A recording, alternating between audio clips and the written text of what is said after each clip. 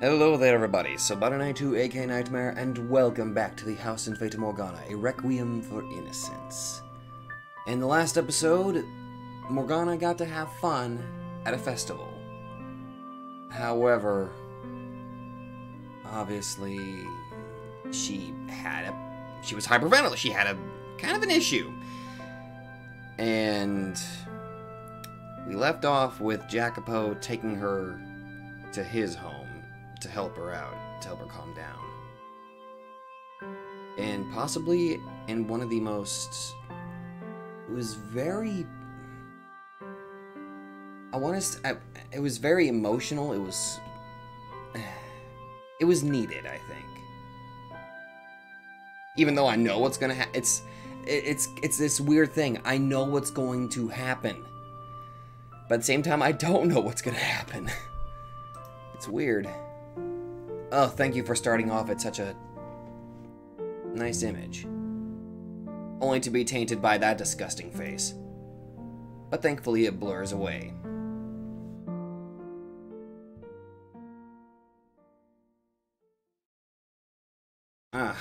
Morning already? Or is it the afternoon? Either way, it's about time I got up. My back hurts like hell. Why? Oh, right. I slept on the floor and...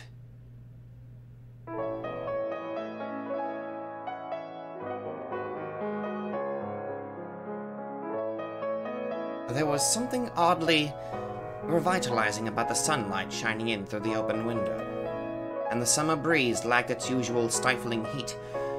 In fact, feeling quite pleasant against my cheeks.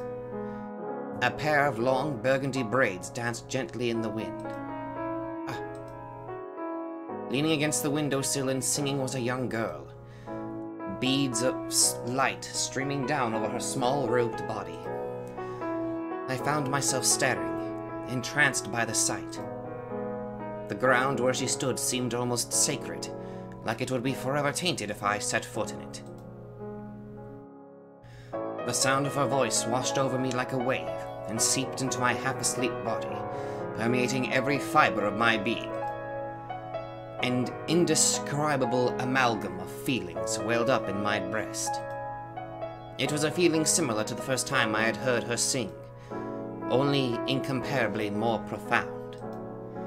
It took everything I had to keep the fire from appearing on my face, spilling from my lips. I simply sat there in silence, taking in the sight and sound. When she slowly turned to face me, the sunlight now illuminating her silhouette.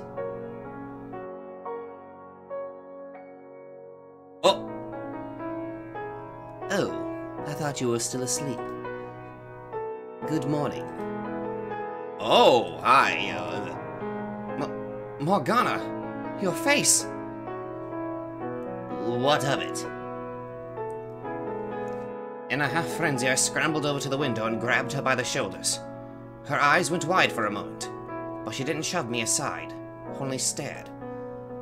I could see my own reflection in her golden eyes, and then as my eyes grew accustomed to the light...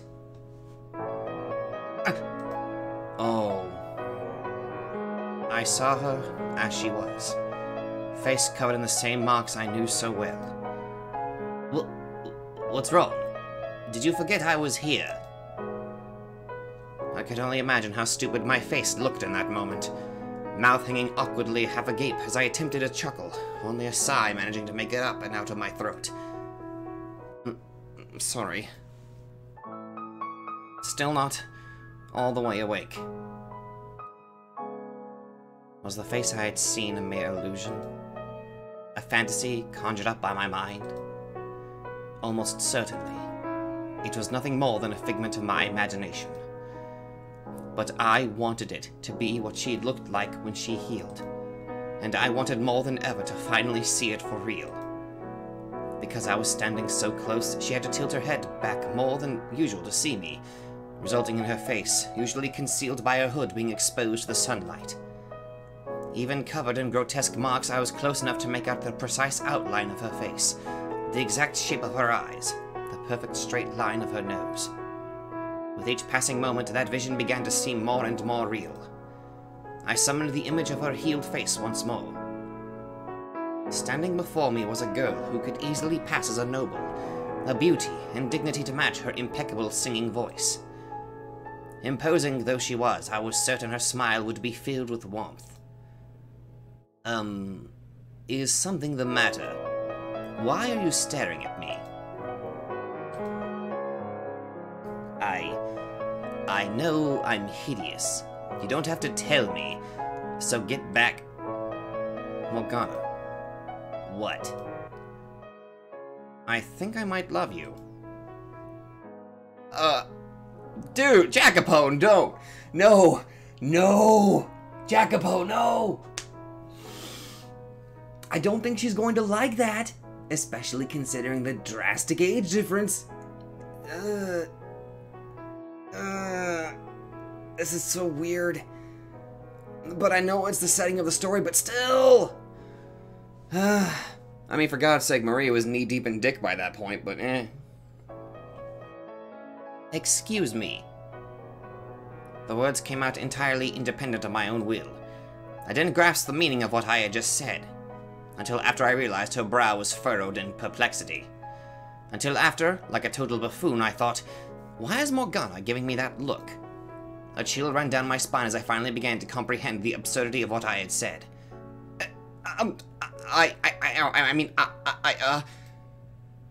Not a single excuse came to mind.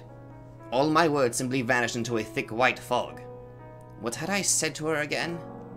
What had I said to this little girl? I loved her? Me? In love with a child? Is that so? Why, thank you. You sure don't sound surprised. How can she remain so calm? I'm barely keeping it together here. I don't see why I would be. You're only telling me what I already know. What? Say again? She already knew how I felt? I didn't even know how I felt. You care for everyone at the brothel. You love all the girls at the brothel like they're your family. It's quite obvious from your actions. I suppose it doesn't hurt to put into words every once in a while. But in any case, you've made your feelings quite clear. You've made it clear that I count as one of them. The only thing that's clear here is that you don't understand the first thing about my feelings. No, I meant... Do I really want to tell her right here, right now, that no, my feelings for her are different? Use your damn head, Jacopo. She's 11 years old. And you're 21. That is a significant difference. I mean, unless she turns 18, but apparently after that point, everybody doesn't matter what the hell age you go with. Except... I need to shut up. This is awkward enough as it is. What the hell's gotten into you? A good question. Yeah, I meant it. Exactly like that. You took the words right out of my mouth.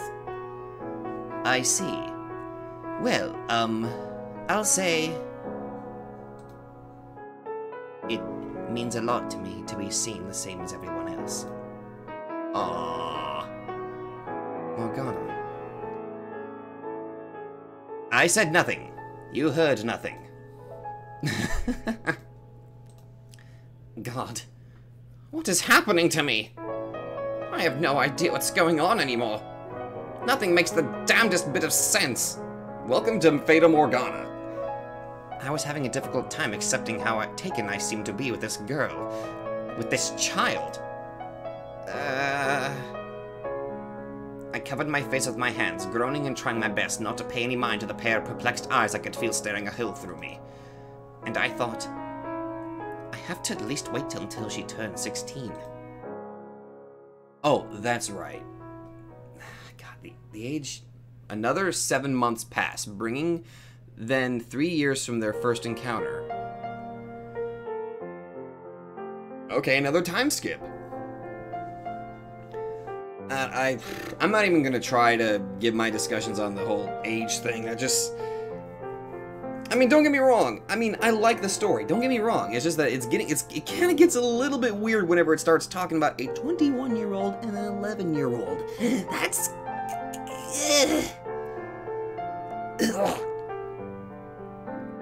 That's not so much a kinda, that's a more of a, okay, you might have some issues you need to solve.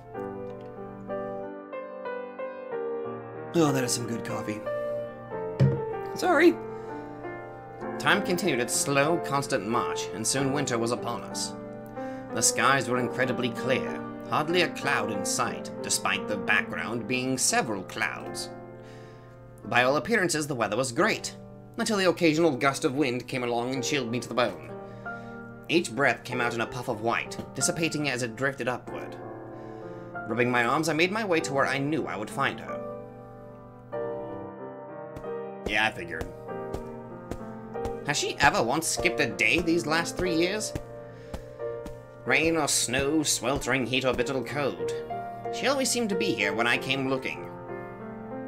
I let out a little sigh, then called for her. I swear. You spend so much time in this graveyard that one of these days someone's going to mistake you for a gravekeeper. Or maybe a grave robber. She turned around to face me. She looked moderately annoyed, her glare piercing as ever. I could hear the soft bite of her voice before she even responded. Someone less familiar with her might perceive her mannerisms as standoffish, not unlike she had been when I first brought her here. But I could clearly tell the difference. She was warming up, ever so slightly. I can understand a gravekeeper, but I take offense at the suggestion I look like a grave robber. I am praying for souls who have no one to see them off. She was no longer walking on eggshells through every interaction, and her sense of self-worth seemed to have improved as well. I would even go so far to say she could get a bit cocky at times, generally at my expense. But that also meant I didn't have to tread quite so carefully around her either. Trading grievances and insults was becoming a personal kind of banter. Rather than signify a widening rift, the increased level of abuse was a sign of how much closer we'd gotten. So an abusive relationship? I shouldn't be laughing. Honestly, I don't get it. Why do you care so much? There are souls that have no one else to pray for them. At best, they may get a bit of lip service from a priest once or twice. It's our responsibility to offer a helping hand to the sick and the poor. To pray for the abandoned souls. Oh boy, here comes another sermon. What I don't get is why I need to pray for the dead at all. They're just bags of bones. I hope you enjoy an eternity in hell, blasphemer. Hey, that was uncalled for. I'm joking, obviously. You take black humor to a new level. Oh, come on, it's awesome. The fact that she would even call such remarks a joke was proof enough of how far she had come. This wasn't the first time I had told her I thought the living were more important than the dead, and we still disagreed on that point. But our differences in values had caused her to push away much harder before than she did now. At least, I was pretty sure she wasn't pushing me away as much. Hey, it's that time again, Morgana. Come on, don't turn away from me. I know you can hear me. I brought ointment, so let me put it on you. It's a waste of time. You don't know that. Your arms look much better than before. It won't be long before your face starts healing too. Ointment isn't free. You're wasting your money. It's my money. I can use it however I please. So just shut up and let me do this. You're a very obnoxious man, you know. What was that? You want me to rub it in real hard, do you? Fine.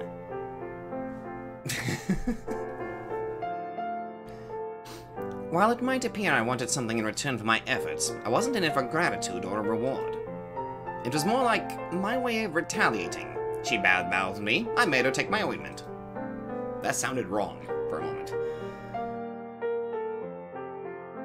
We had performed this ritual hundreds of times now, though the exact shape of the exchange slowly evolved over time.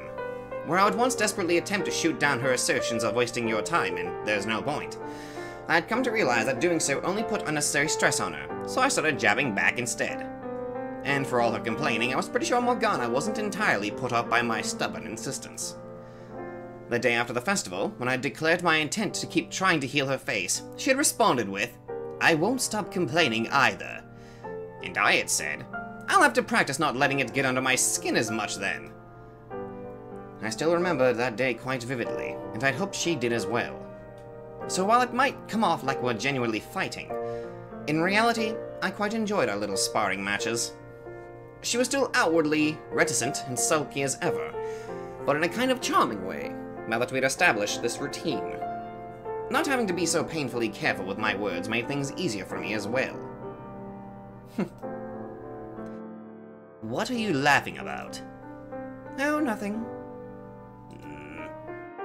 Hey, don't give me that death glare of yours. You think this is me glaring? So, I've been meaning to ask you something. And what would that be? What are you hoping to get out of repairing my face? I'm not trying to get anything, I just want to heal. I just want you to heal up. And here I thought you were going to try and make me work at the brothel. How many times do I have to tell you? I'm not going to make you be a prostitute. What other reason could you have for wanting my face to get better? Because I want to see it. Isn't that enough? Just so we're clear, that wasn't me hitting on you, okay? The thought never occurred to me. I hope you're prepared to be let down if I ever do heal. In fact, you had best not get your hopes up at all. Oh, come on. The higher you let your expectations climb, the greater your disappointment will be when I turn out to be equally hideous beneath these scars. Not even I can remember what I looked like before. I'm not afraid to be disappointed. That possibility is just part of the fun. Well, you have as much tact as a worm. No tact and a preference for ugly girls, I'm told. I'm a real winner. Ugly girl! It's a wonder no one throttles you in your sleep. I'll still be your friend, even if you turn out to be the ugliest girl in the city. You should be grateful. You're unbelievable. And to think I used to think you were a half-decent man. If you'd like me to go back to walking on thin ice, I can, but my gut tells me that's not what you'd really want. There's a difference between not sugarcoating your words and being outright rude, you realize. Yeah, you're one to talk. I heard that. How is it you haven't managed to chase off everyone in your life yet? I act like a decent guy around other people. Do my best to fit in. Then why are you such a dolt around me? Just doing my best to fit in. So you're saying this is my fault? Everyone could use a thorn or two. Makes them more exciting. You especially. Okay, that should be everything. Does it sting anywhere? Not particularly, no. Alright. Oh, also, finish up here and get back to the brothel soon. Unless you'd rather I drag you there. Why? Seriously? It's your damned birthday, that's why. And? What do you think, dimwit? Marie and the other girls want to celebrate. And get back there soon, okay? I'm planning to drop by too. Okay. Okay. As much as I'm loath to admit it, she can be kind of cute when she's not wishing me an eternity in hell. Oh, come on, that's also cute too, when somebody wishes you an eternity in hell. Not that I'm ever letting those words leave my lips. So, hey, I thought you were leaving. One day I'll show you the world. Sometimes I wonder if that's the only phrase you know. Well, he keeps repeating it, so... You might not be wrong. Yes, I heard you the first 100 times. I won't get my hopes up. And she thinks I don't sugarcoat my words? Get your hopes up, damn it! Anyway, I'll see you later.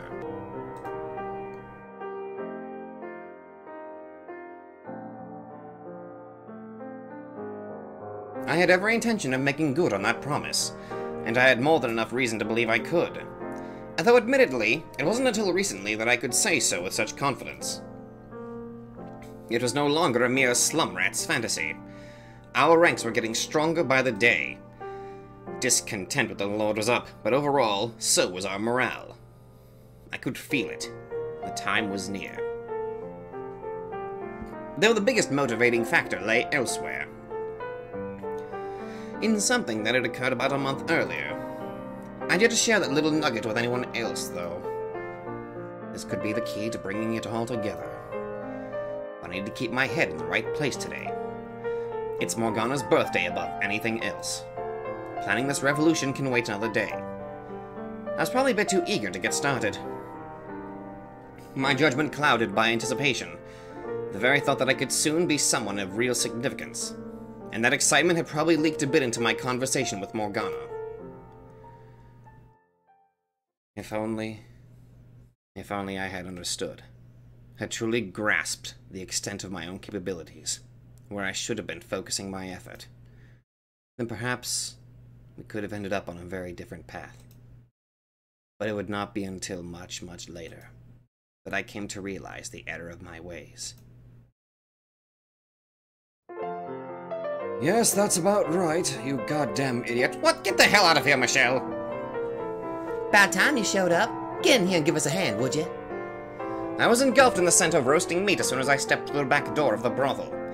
It smelled like it had even been seasoned with herbs, kicking my appetite into high gear. For the common man, culinary herbs are a delicacy, expensive and not something you can get your hands on easily. And that went doubly so for us in the slums. This was much more elaborate than I was expecting. How did you even get all the supplies you needed? It's mostly a mismatch of everyone's rainy day funds. Events like this are about the only way I can convince the girls to let loose. Everyone's also concerned about making sure they've always got plenty saved up, which ain't a bad thing in itself, but they're gonna end up stressing themselves straight to the grave. I smirked. Maria's heart was always with the girls. Obviously, the party was still for Morgana, but parties were meant to be enjoyed by everyone involved, not only the star. It would have been better if we could have given all the girls tonight off and partied till we dropped. But unfortunately, business isn't strong enough to afford that. And I'd rather not deal with a bunch of blue-ball buffoons bitching at me about it early, either. Yeah. So all the girls who couldn't take off are getting an extra slice of meat to make up for it. You're on cutting duty. And make sure to cut them exactly the same size. Don't want anyone blowing their top about not getting their fair share. The fate of the party's in your hands. Don't fuck this up. I get the feeling I'll be the punching bag no matter how precisely I cut the meat. On a somewhat different note, I'm surprised you had herbs lying around. Oh yeah, those are... They were a gift from one of my regs. Hello, Jiren. What's up, Jackie? You're as obnoxiously perky as ever, I see. That's how you're going to greet me, you big butt? For a particularly subset of our customer base, it's that relentless perk that keeps them perky. I'm not sure if that's supposed to be a compliment. Some girls have to pretend to be spunky airheads to keep those guys coming back, but you're natural. That's impressive as hell. It is? Oui, I've got the big boss's seal of approval. Yes, you are certainly the greatest prostitute, apparently. I don't think you quite get it, Jiren. You know how Jiren used to work up in the city? Well, one of her old clients followed her when she moved down here. And he's still the one he's the one who gave her the herbs. Not the cheapo, bottom of the barrel stuff either. This is some primo shit. Nice haul, Jiren. Tee. You're right. You don't get this kind of aroma from a low-quality plant. It's strong enough I almost wonder if people outside can smell it. I bet we'll have at least a few customers drawn in thinking they were craving pussy only to find out they were really hungry. Fuck. Maria. Oh my god, you would get along so well with Miyu. That or maybe you're just a reincarnation or an incarnation of Miyu. Fuck, I don't know. Someone needs to get this woman a damned filter. No shit! I don't want to get freaking covered on... I don't want to... Oh god, I might get blocked on YouTube. I really hope Morgs likes it. I don't know, does she... I don't know, maybe meat would not be the best choice, I think. I don't know. I know she used to hate it even the sight of meat, but it seems like she's gotten over that recently-ish. People do change over time, so maybe she'll be fine. Maybe she has some kind of traumatic meat-related past, and she's just now overcoming it. Yeah! Or something to that effect. Hey, some help with these dishes would be real nice. Oh, pick me! I'll do it! Alright, Jackie. See you in a bit.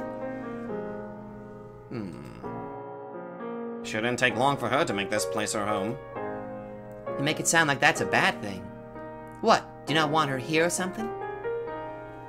Because personally, I'm doing everything I can to make everyone here feel at home. No, I never said... Why so serious? It was just a joke. I agree with you entirely.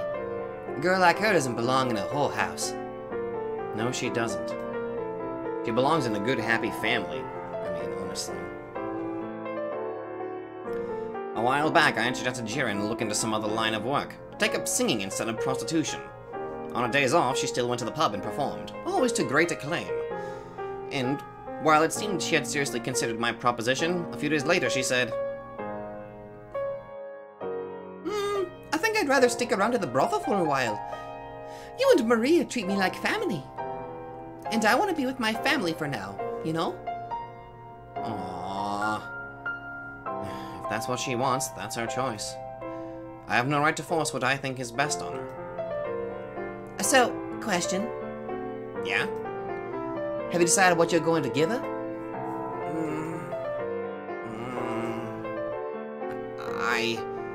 I haven't the faintest idea what you're referring to. Bullshit! I know! You know! I know you know I know! Why does she have to be so damned astute? Or is it just that obvious? I hadn't spoken about my feelings for Morgana with anyone since I'd realized I had them. Not even Maria, my closest friend. But she had a way of seeing right through me. And while she often poked fun at me about the age difference, she never actually mocked me. Not seriously, at least. Although she did avoid bringing it up while Jiren was around out of respect for her feelings. Pretty much all the other girls seemed to have picked up on it, so Jiren likely had as well. And then again, it was Jiren, so it was equally likely she hadn't an inkling. After one particularly extensive round of teasing, Maria had gone on to say, In the end, all that really matters is that you're happy. Sure, I'll feel bad for Jiren. But ultimately, me and you, we've been to hell and back together. If I have to pick one of you, it'll be you. And yeah, I know, cheesy as fuck, you don't have to tell me. But hey, there's still the chance Morgana will give you the most brutal rejection of all time. Maybe she'll even set up where I fucking try to kill you. What? No, just ignore that. Hell, I'd call that one more likely than the alternative. That was her way of showing support. So, what'd you get her? As your big sister, I'd be happy to check out the present before you give it to her. Make sure you don't make too big an ass out of yourself. Again, I'm older than you, and again, we're not related. I bought a necklace, as per your suggestion. Girls appreciate that sort of thing, don't they? Most do. Me, I've got a taste for knives and other such pointy things. I doubt she has much interest in those, though. Sometimes I wonder if you're actually a girl. Excuse you? Who's the last guy you saw with tits like these? Fuck. I'm pretty damn smoking if I do say so myself. I mean, considering you're a prostitute, I'm surprised how healthy you are, I guess. Unless you actually got something, I don't know. You telling me this body don't light a fire in your loins? Not even a spark. I've grown so accustomed to seeing you over the years, you don't even register in that part of my brain. Is that how it works? You spend so much time with someone you go numb? Would you rather I did find you arousing? Hell no! You so much as lay a finger on me and I'll make sure you never get it up again. Then don't bring up the subject. I'm going to choose to believe she means I won't get up on my feet again. I don't think that's what she meant. So? So? Today's the day, right? You give her the present, then you finally tell her how you feel? Excuse me? Why would I? Don't be a wuss. It's about damn time you manned up and told her. I think you've got a better chance than you think. Do I need to remind you how old she is? 12, as of today. Practically an adult. I was...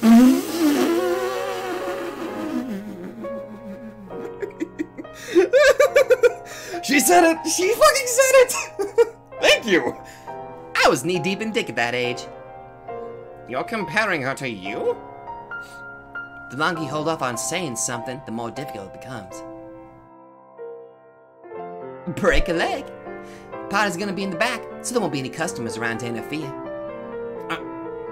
Alright. Anyway, I've got decorations to put up. Oh, wait a minute, I know what's going to happen now. I just now looked at the title, Birthday Party. I know what happens around this time.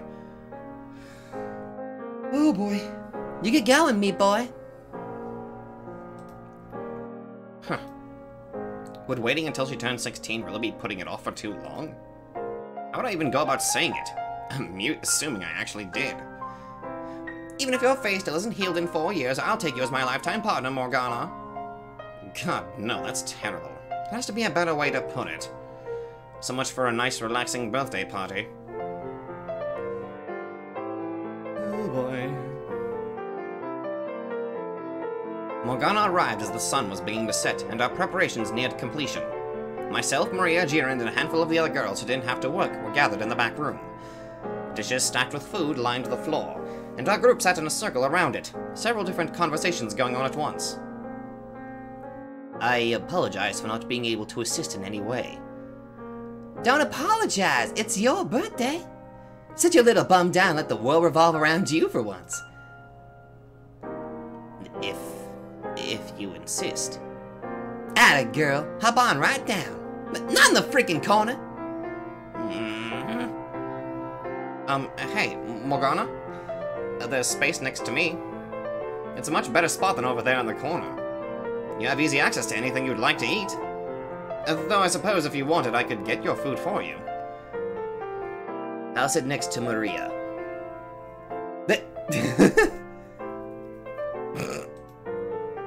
Don't think I didn't hear that. Hi there, Morks. How's the drink? Your head spinning yet? It most certainly is not. Well, let's make it spin. Let's make the whole world spin. Whee! No, we're not gonna go back to the festival thing. That was a little too much for me. Wine is only to be used for nourishment. It is not meant for base recreation. You shall be smitten down from above if... It's fine, don't worry. Even God's taking the day off to get wasted out of his mind. How dare you disrespect the Lord like that? Eat, drink, drink, eat, drink. Wait, stop, I can't... I'm in heaven. My stomach's in heaven. And down she goes. She's sound asleep. Girl acts like it's her birthday we're celebrating here. What do you say? Want me to give her a good whack upside the head? No, it's fine. Let her sleep. She looks so happy, I would almost feel bad waking her. If you say so. You're the one in charge today. So, you and Jiren getting on all right? Uh-huh. It looked like you were trying to keep your distance a little while back. I don't get that impression from you anymore, but if there's any friction at all, don't hesitate to let me know.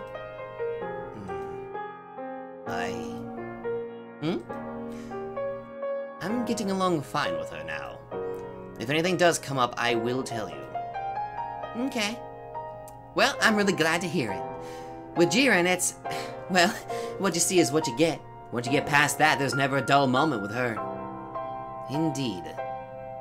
Although, it wasn't anything I did that cleared the air between us, but... Oh?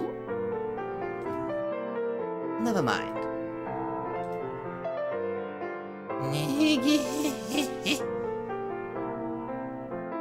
asshole thinks that he's paying. Oh my god. And this asshole thinks he's paying. That means he can do whatever he feels like. And I'm having to tell him to back off and just, I can't believe some of these guys. Oh, I'm so sorry. Oh, I've got a good one too. The other day this guy came in totally shit-faced. Wait, are you serious? Why didn't you tell me about this earlier? I'd have chased the pricks off if I'd known. It seems like anytime you get more than a couple of these girls together, conversation inevitably drifts back to work. Which, of course, is the subject Morgana's least keen on.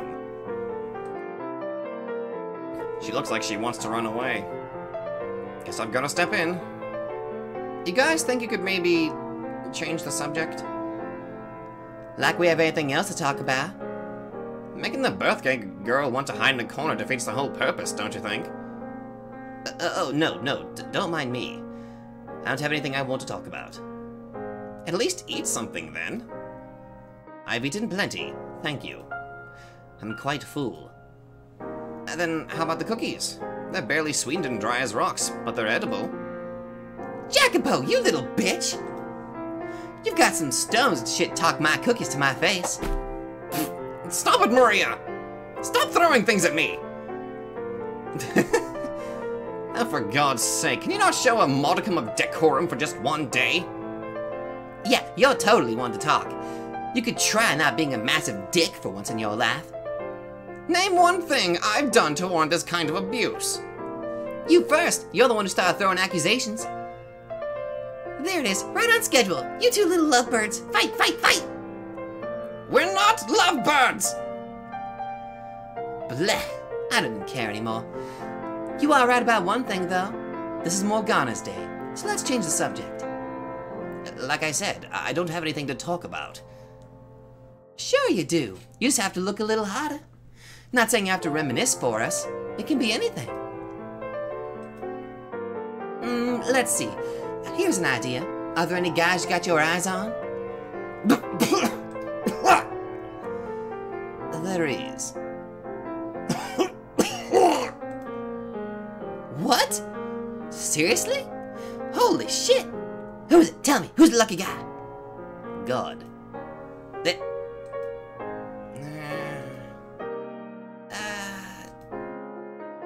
Don't give me that look. I don't need your sympathy. If you're gonna dream, dream big, right? Yeah, I get what you're coming from. Pining after the all-powerful, all-knowing God. I'm with you. You bald-faced liar! The grass may be a hell of a lot greener up there, but it's a bit far, don't you think? You're better off setting off for the weeds down here. Did she just simply imply I'm a weed? Yes, I do believe she did. Shut the hell up, Michelle! Say, the young man over there. Wait, stop right there! Don't say another word. Whoopsie, me and my big mouth. I almost did your job for you. Damn it, Maria! This is not good. Like hell I'm going to let her spill it on a whim. I have to do something before she has another slip of the tongue. Morgana! What she was trying to say is that I have to go. What? I have to go to the bathroom. Sure.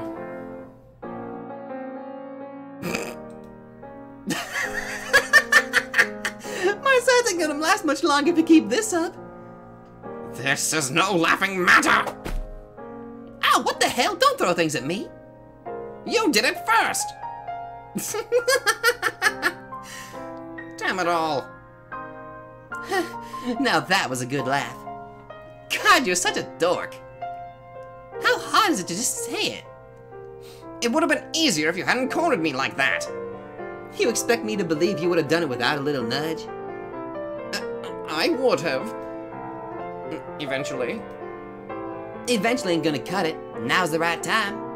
And don't worry, me and the girls will make fun of you too much for getting your rocks off to little girls. That's not the reason I like her. Besides, I would at least wait 4 years before... Doesn't mean you can't tell her now. I think it'd do her wonders, really. She's, well, you know...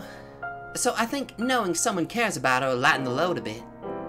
I mean, obviously we care about her too. She's like family. But there are some things sisterly love just can't hold a candle to. Mushy romance may not be my cup of tea, but that doesn't mean I don't think it'd be nice to have something special every once in a while. When she comes back, give her the necklace and tell her how you feel. And if she turns you down, we can all have a good laugh about it. Maria and the few other girls chuckled.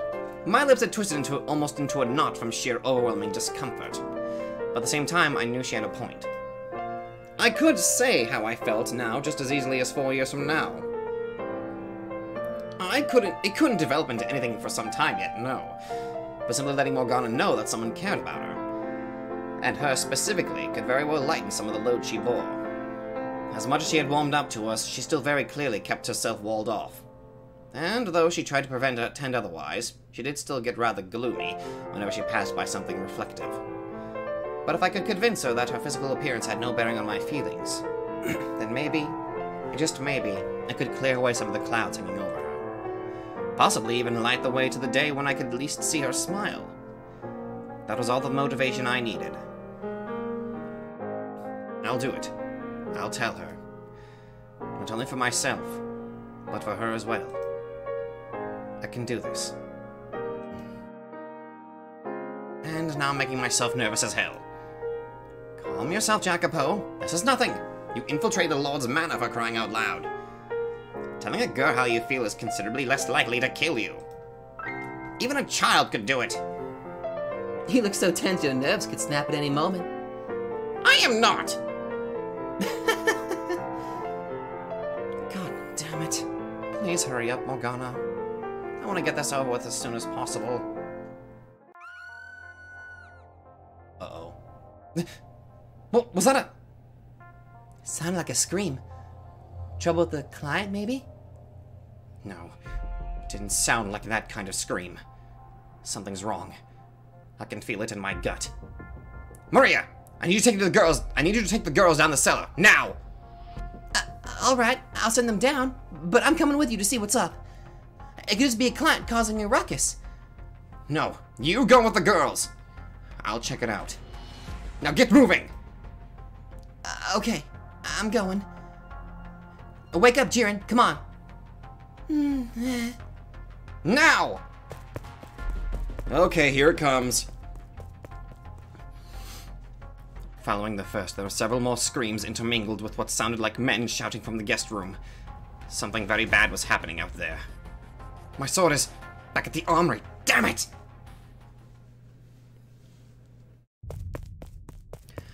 Taking a brief detour to the kitchen to grab a knife, I then dashed through the corridor toward the source of the disturbance.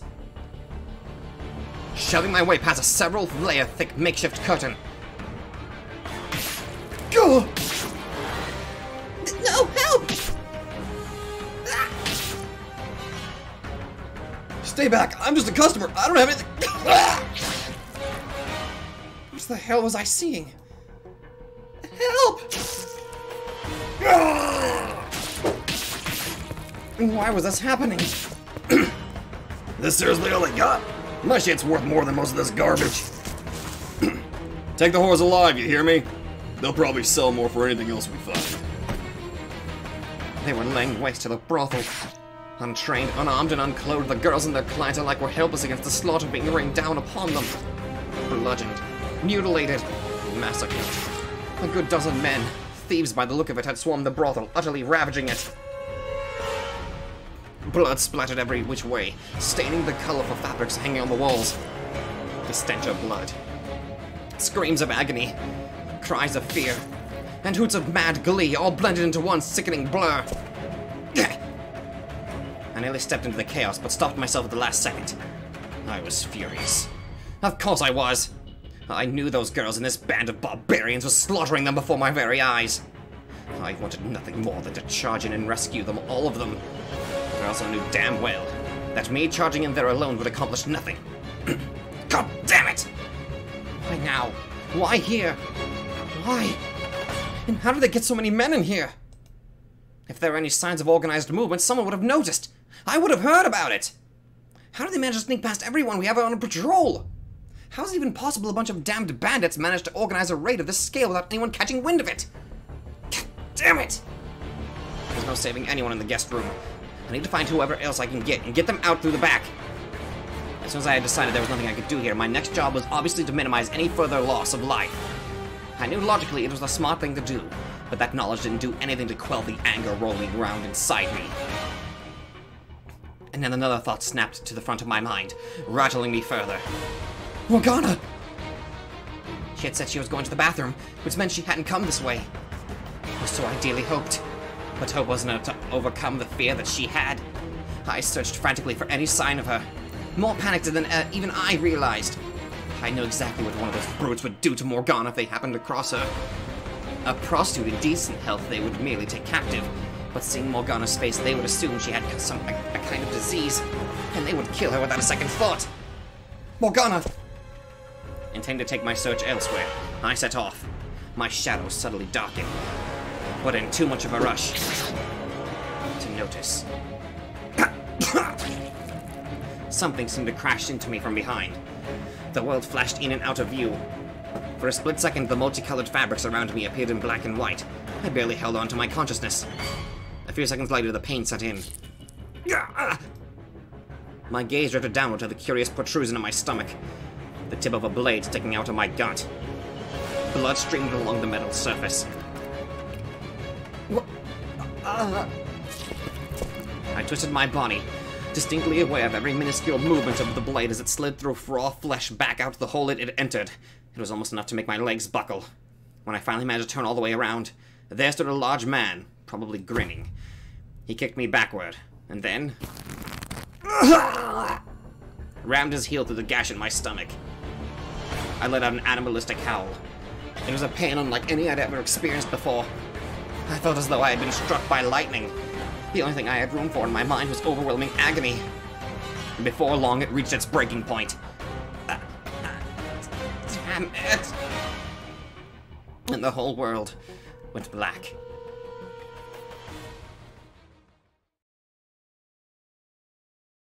Jacopo. Jacopo.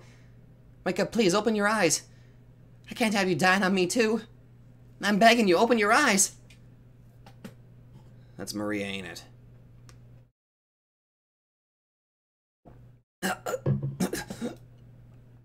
Jacopo! Where am I? The back room of the brothel? I'm alive. Where is she? Lie back down. Or are you trying to kill yourself? You're hurt bad enough as it is. I've been bandaged up. They're still bright red. I guess the bleeding hasn't stopped. I'm cold. I swear to God, I was sure I'd lost you. Maria, are you crying? You got a problem with that? Asshole. I'm sorry. How many years has it been since I last saw her cry? It was back when she was 12, I think. Besides us, there are 2 other girls here. No sign of Morgana. Or Jiren. This can't be everyone who made it, can it? I have to see. What did I just say? Lie your ass back down. You need to give some time to heal before you move around much. Jacopo! Ignoring Maria's pleas, I stumbled my way toward the guest room, leaning against the wall for support. I had evidently lost quite a bit of blood. I was freezing cold and constantly on the edge of vomiting. My body was heavy, like someone had strapped a boulder to my back, and my vision swirled, distorting with each step I took. I knew it wasn't that long of a walk from the back to the front, but it felt like it would take me ages just to get down to this hall. Like I was on the endless march toward a vast, empty abyss.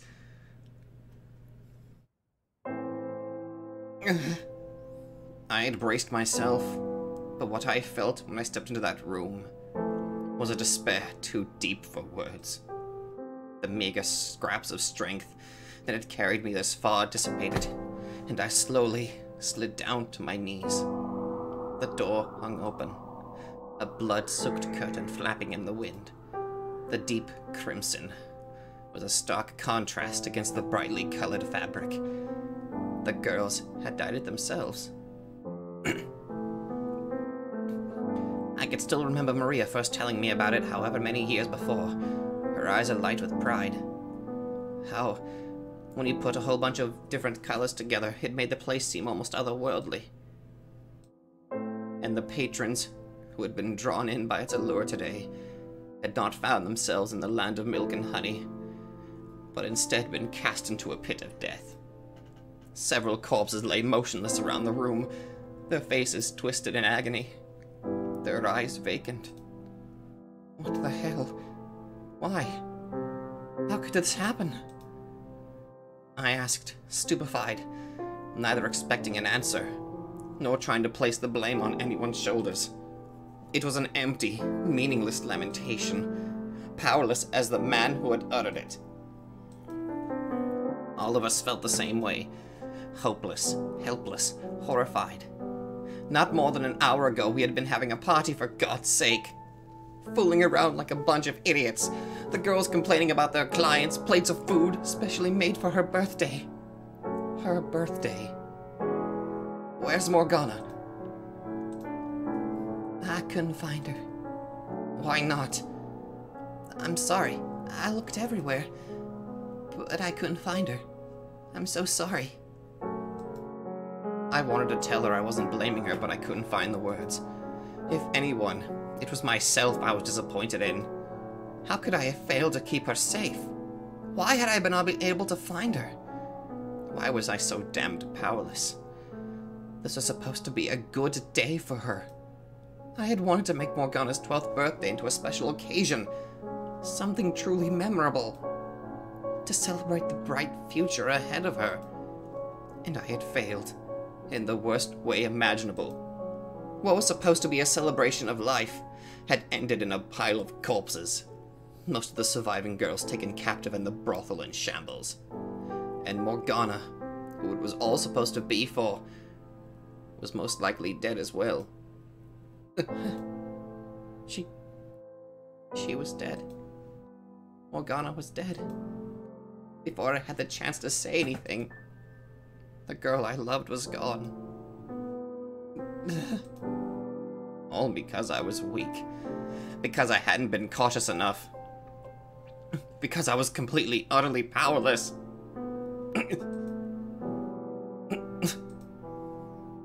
And now she was gone for good. Before I had managed to make her smile even once. I was going to show her the world. How full of myself was I? I hadn't done a single damned thing for her.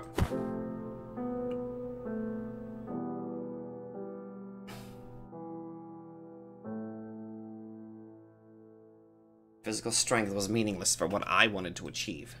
What good was being number 2 in our little band of peacekeepers if I couldn't even stand up to a pack of bandits? I didn't have any real power. I was worthless, helpless, weak. My sole job was to keep this place safe, and it was painfully clear now how unsuited to the task I was.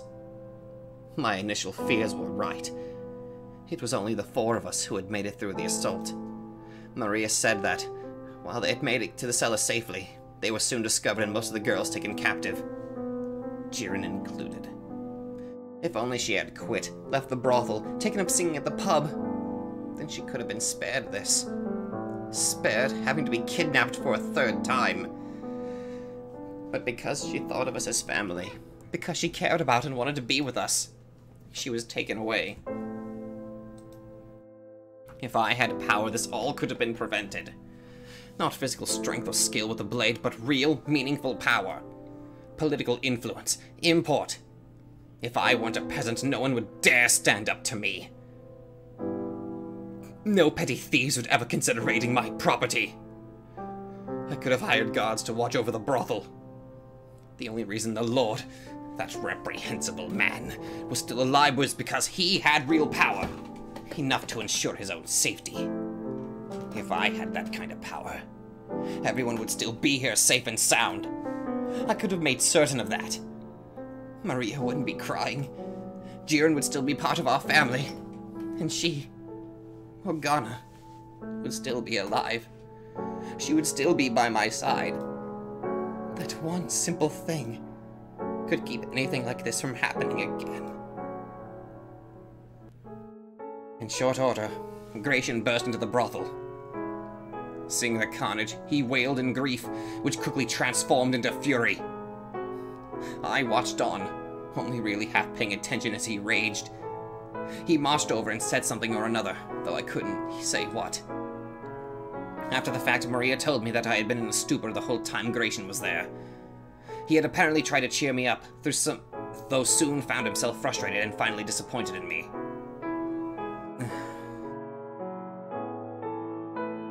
It took 3 days for me to get back on my feet.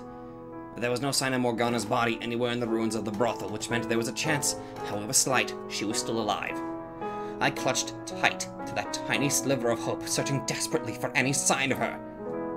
Maybe she had realized something was wrong and gone into hiding. But no matter how many people I talked to, no one had seen anyone who matched her description. She was just gone, like a puff of smoke. Which left two possibilities. Either she had been taken along with the other girls to be sold off, or she had been killed and her body disposed of somewhere out of sight. While the latter seemed significantly more likely, deep down I still yearned for even the slightest trace of her. Marie encouraged me to let go, to move on, though I knew her well enough to know it wasn't out of a lack of compassion. The whole affair had visibly taken its toll on me. Well, yeah, you completely just had your whole family taken away from you. I can't even bring myself to There's no way I could possibly understand what that feels like. One day, about a week later, my wound still healing, I made my way through the slums. Nestled away in an alleyway stood a nondescript little shack. I knocked on the door, and a few moments later it slid barely and half an inch open, just enough for the sole resident to peer out at me, suspicion clearly visible in her eyes.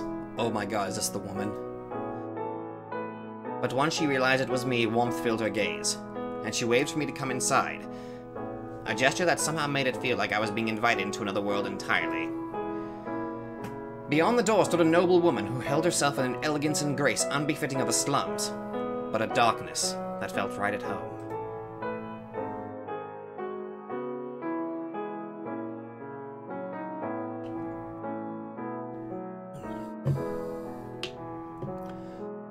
I heard about the attack on the brothel, and that you were hurt.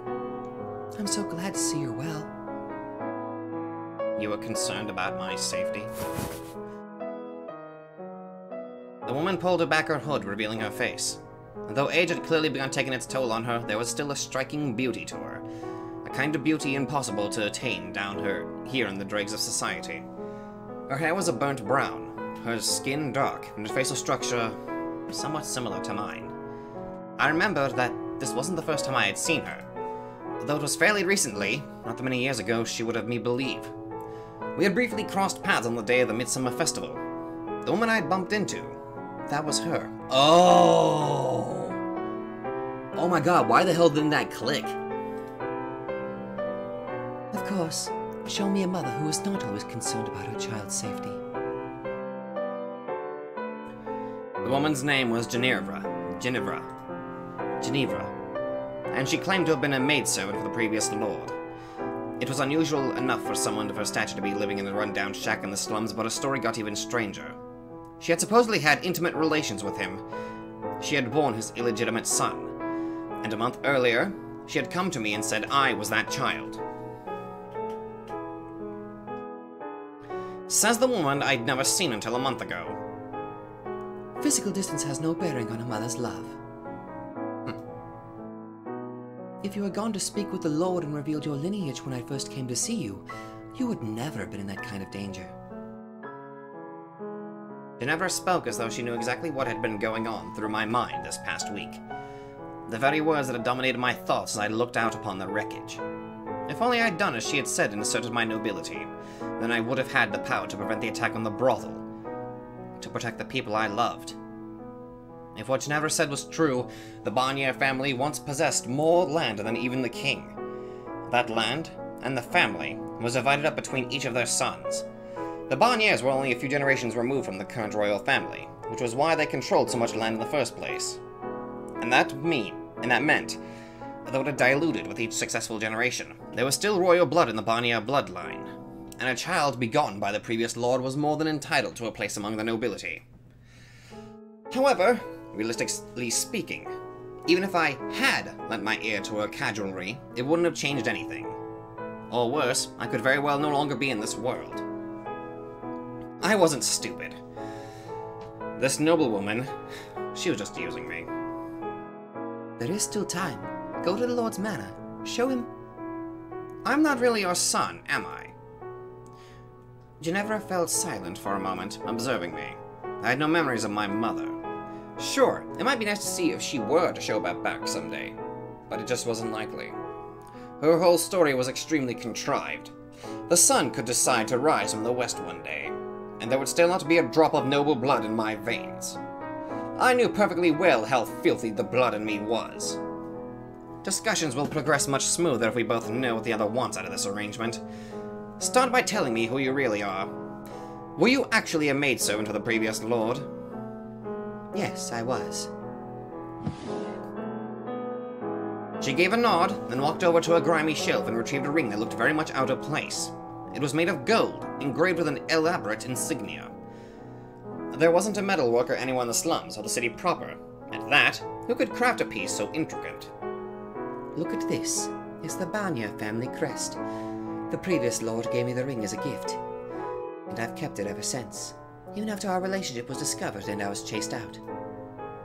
I didn't sell it, because I knew I was with child.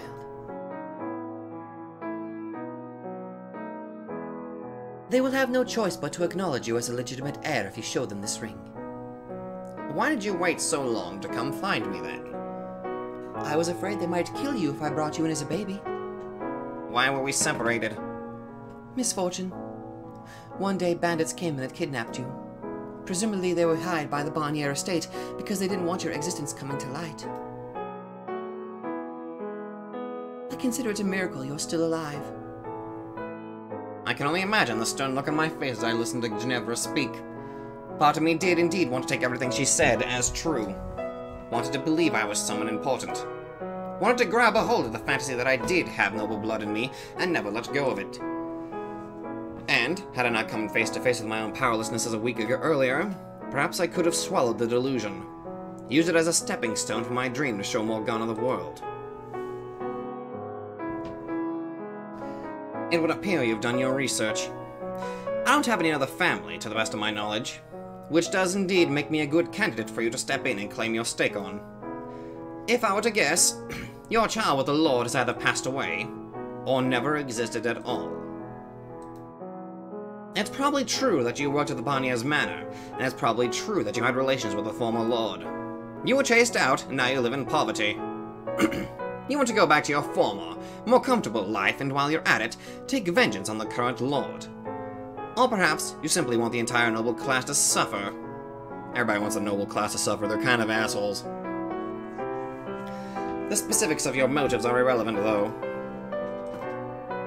Being a woman, you have no means to accomplish that yourself, so you came up with the idea of using a fake son. If your child was still alive, he would be right about my age, wouldn't he? And we look similar enough for you to convincingly claim we're related. But the biggest reason you chose me is because I've made something of a name for myself. Because I was one of the people involved in inciting the revolt 3 years ago. The perfect choice to spearhead a revolution. How dramatic. The man who set the Lord's slaves free was secretly his family. The people would eat it right up. So, how far off am I?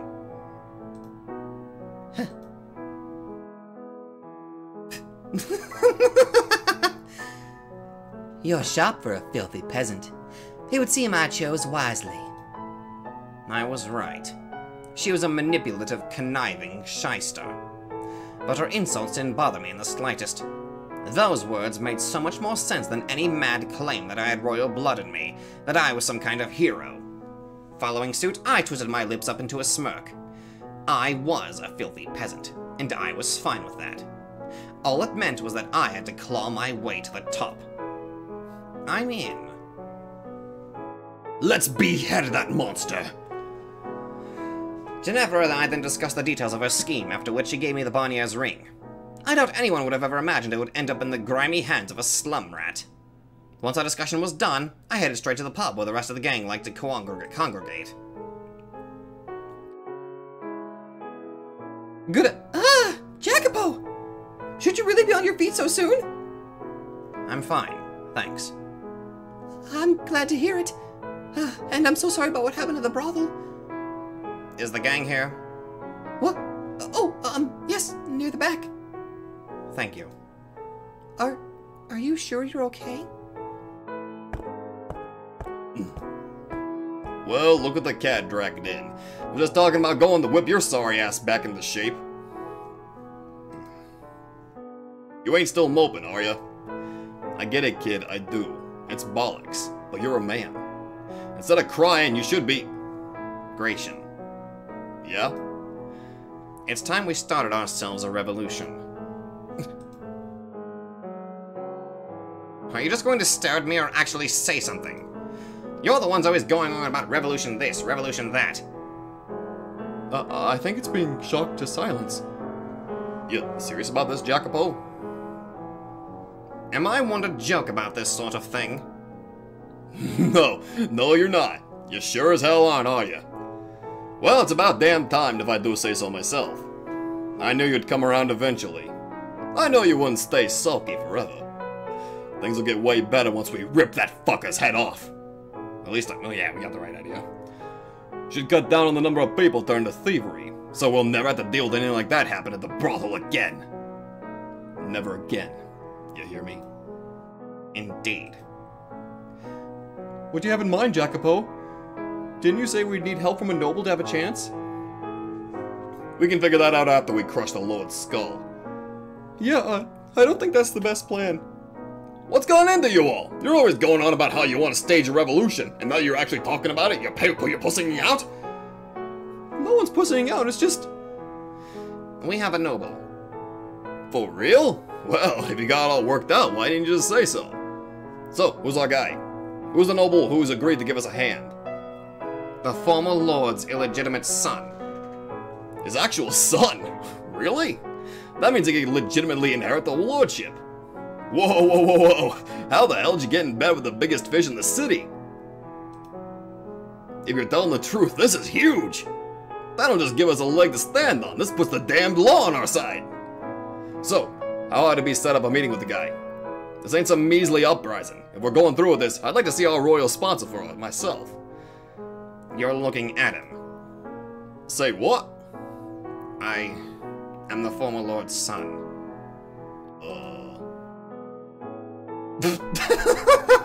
No way, not a chance! Seriously, kid? You need to find yourself a functioning sense of humor, because that just ain't funny. I'm telling the truth. And this ring proves it. It's a nice ring and all, but how does it prove you're a Barnier? Where did you... How? This is the real deal. I was a slave at the Lord's Manor for a while. I've seen the family crest enough to recognize it. As I said, I'm not the kind of person to joke about this sort of thing. Whoa! So wait, you really... Holy shit! I can't believe it! One of us is an actual noble! You always did seem a little not like the rest of us, Jacopo. More uptight. Pretty sure I said the same thing when I first met you.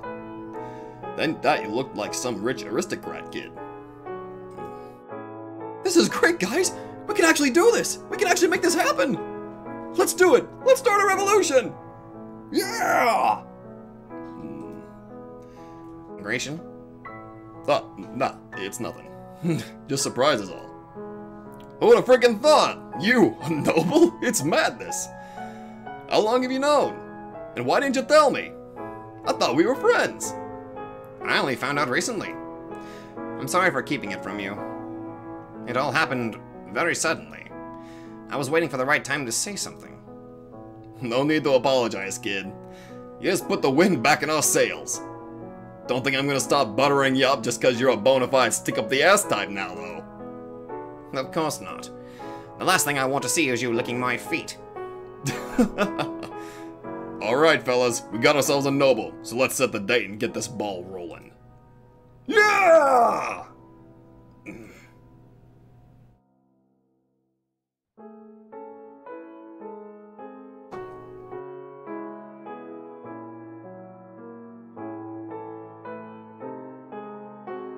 Excuse me, I'm going to go cry into a pillow for a good hour. I knew it was coming. I knew it was coming. But it still fucking hurt. Okay. Oh my god, even Jiren. Shit.